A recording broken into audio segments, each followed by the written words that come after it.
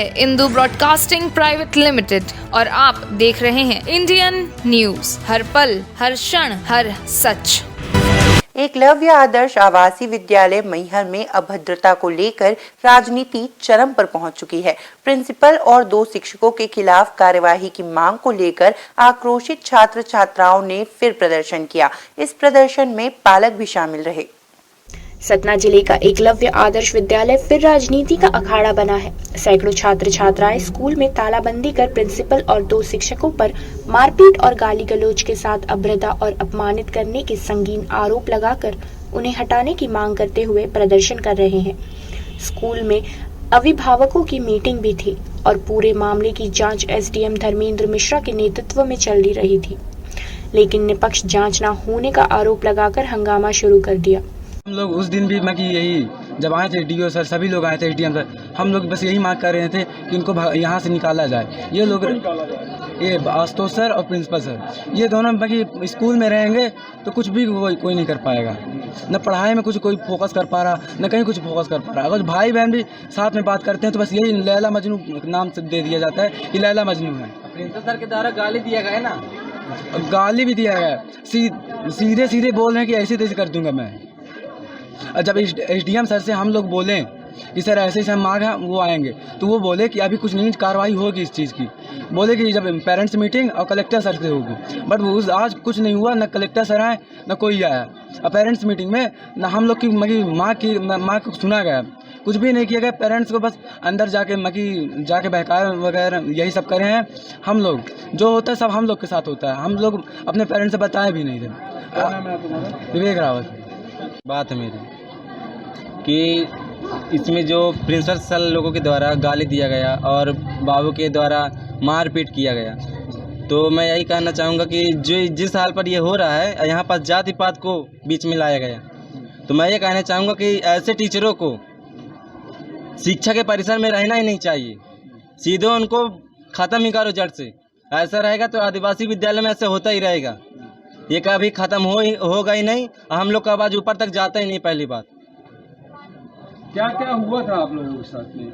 हम लोग के साथ में ये, अगर भाई बहन भी बात में करते हैं ना साथ में, तो लैला मजनू का नाम दिया जाता है और वो गलत नज़रियों से भी देखा जाता है। और साथ में ये क्या कहते हैं कि आशुतोष सर के द्वारा हमारे जो सहयोगी टीचर थे, जो हम लोग करते थे तो आवाज़ उठा रहे थे, तो उनमें बोले कि हाँ सही है, तो उनके लिए नोटिस पे नोटिस जारी किया गया है। हमारे अतिथि शिक्षक, उनके ऊपर मारपीट की गई।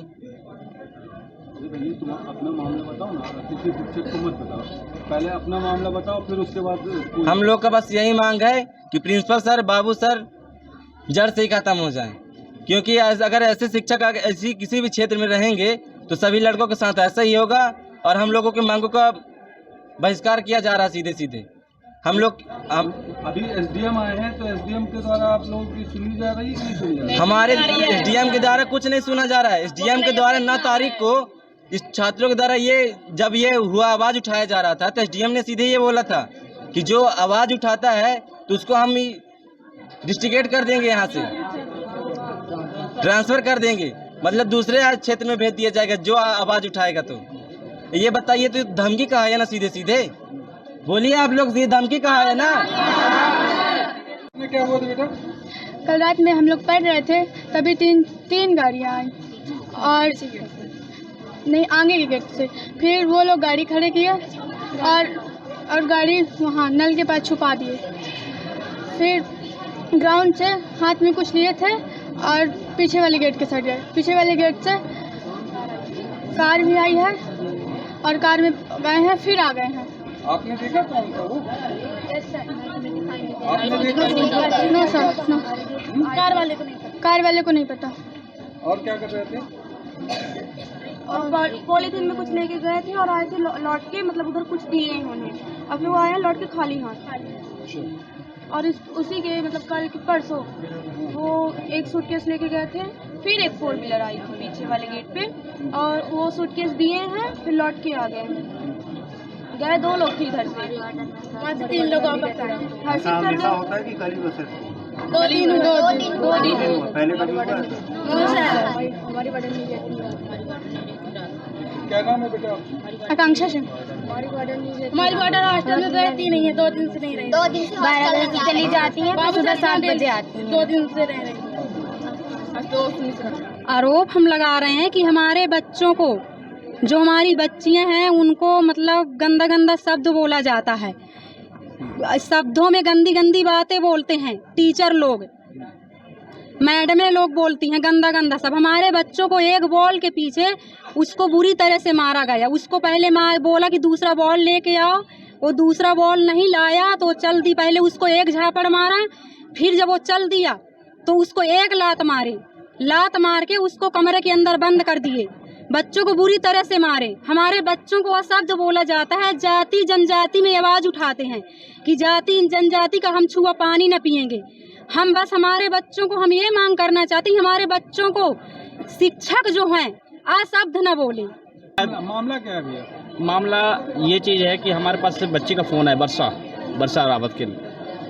उसने बोले कि चाचा ऐसा हमारे रात में प्रचार महोदय, हमारे जो आपके वो क्या नाम वार्डन है, वार्डन के द्वारा 12 बजे रात हमारे यहाँ पर गई हैं और क्या के कमरे में जाकर उन्होंने हमारी फ़ोटो उन्होंने खिंचवाई है ना, और अभद्रता व्यवहार किया गया, लैला मजनू बोला गया, ये सब चीज़ें। तो ये चीज़ ऐसा बोला गया, बोले चलो ठीक है हम लोग आते हैं। तो वो 8 तारीख को आए थे, 9 तारीख को यहाँ पर देखा यहाँ पे माहौल। लेकिन बच्चे, भाई हम एक बच्चे को मान सकते हैं कि बच्चे के साथ ऐसा हो सकता है, लेकिन यहाँ तो सभी बच्चे एक जैसे बोल रहे हैं। ये नहीं मतलब ये कई सालों से ही चलता आ रहा है।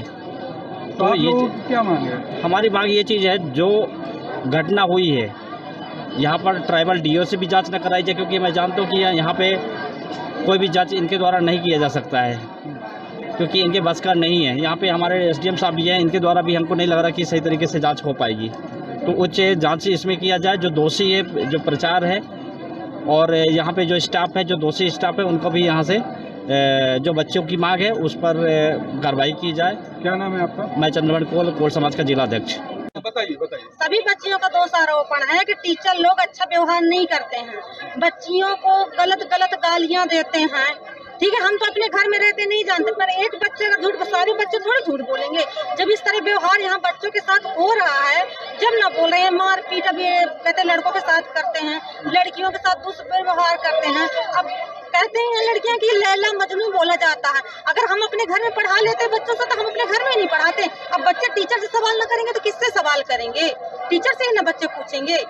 अब वो अगर बच्चियां जाती हैं पूछने तो बोलते हैं लैला मजनू है क्या? उधर ये बच्चियां को हम लैला मजनू करने भेजे हैं, यहाँ हम पढ़ने के लिए भेजे हैं। आज इस तरह बच्चों से ये लोग व्यवहार करें तो हमारे बच्चे क्या सीख के इधर से जाएंगे? यही सीख के जाएंगे।